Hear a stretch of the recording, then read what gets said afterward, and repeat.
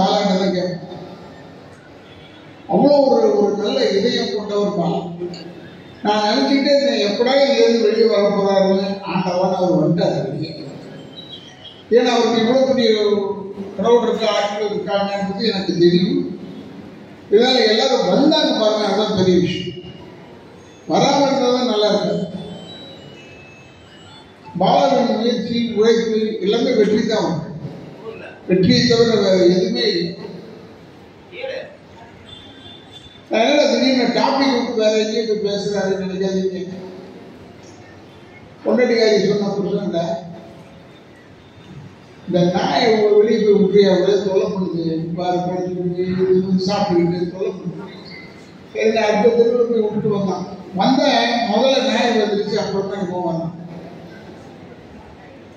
இல்லையா, இதுக்கு வழி தெரியுது, வழி தெரியாத இடத்துல போய் விடுன்னு சொன்னான். சரின்னு போய் ஒரு 4 பேர் தாண்டி போய் விட்டு வந்தான். இவன் வீட்டுக்குள்ள வர்றதுக்குள்ள அந்த நாய் வீட்டுக்குள்ள இது முடியாது போல இருக்கேன்னு சொல்லிட்டு ஒரு 2 ஊர் 3 ஊர் தாண்டி, இப்போ சென்னையிலிருந்து திருச்சி தாண்டி போனா எவ்வளவு தூரம், திருநெல்வேலி வரைக்கும் போயிட்டா எவ்வளவு தூரம். அங்க போய் ஒரு ஊர்ல விட்டு வந்தேன். இந்த நாய் வீட்டுக்கு வராது. அப்போ ஃபோன் பண்ணாங்க. கொஞ்ச நேரம் கழிச்சு பொண்டாட்டி சொன்னாங்க, என்னங்க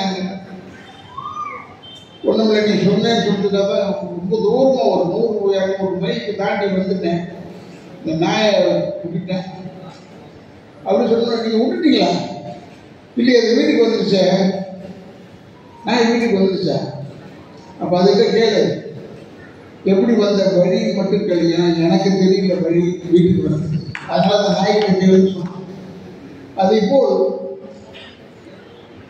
சகோதரர் பாலா எந்த பெருமையும் சாப்பிட்டு சேர்த்துக்கிறதே இல்லை. ஒரு சாதாரண நாட்களுக்கு நன்றியுள்ள ஒரு நாயகத்தான் திகழ்கிறது. இப்போ நாய் சொன்னாலும் தப்பா இருக்கிறது, இந்த கடிக்கிற நாய், வெளிப்பிடிக்கிற நாய், அதெல்லாம் சொல்லுங்க.